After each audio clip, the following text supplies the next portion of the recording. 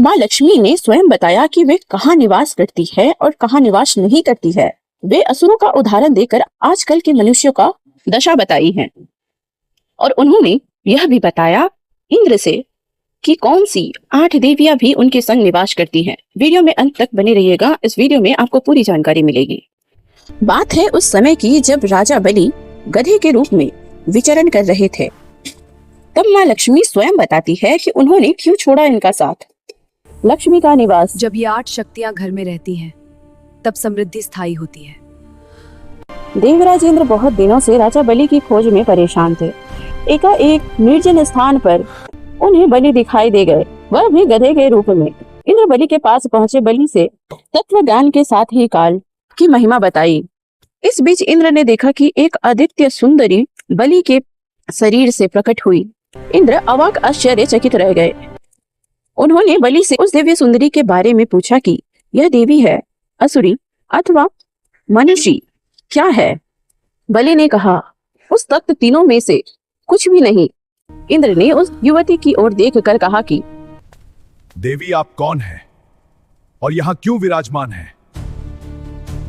मैं श्री हूँ, मैं लक्ष्मी हूँ। जहाँ धर्म, सत्य और विनम्रता होती है, वही मेरा निवास होता है। इस पर वह सुंदरी बोली, देवराज इंद्र, मुझे विरोचन और उसके बलि कोई नहीं जानता था।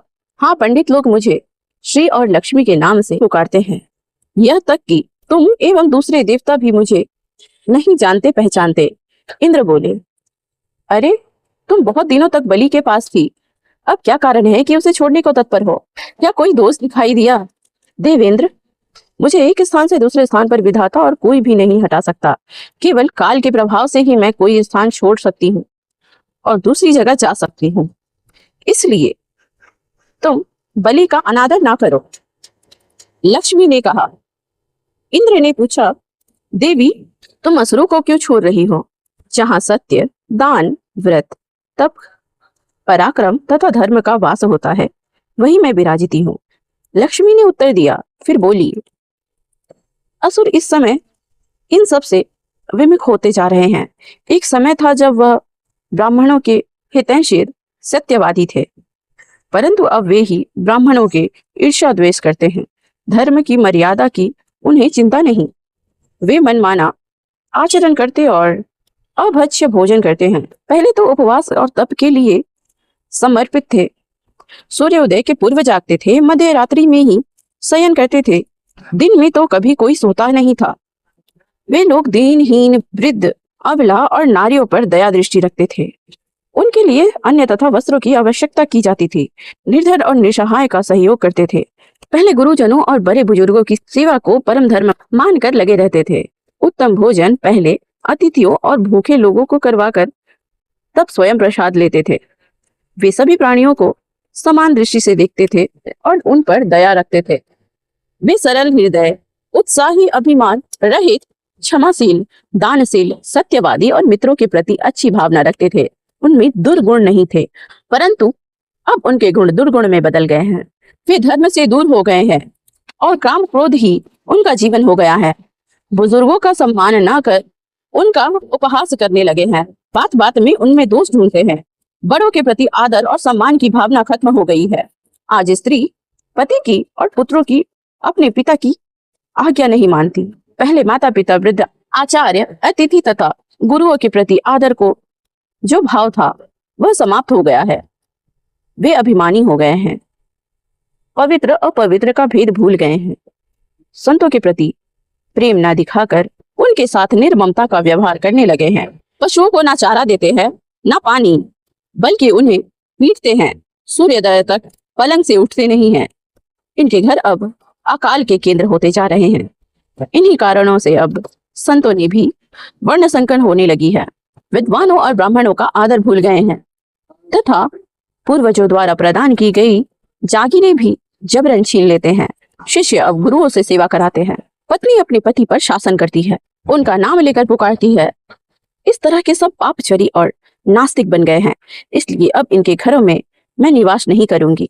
मैंने दैत्यों का परित्याग करने की फैसला कर लिया है। अब मैं देवताओं के समीप रहना चाहती हूँ।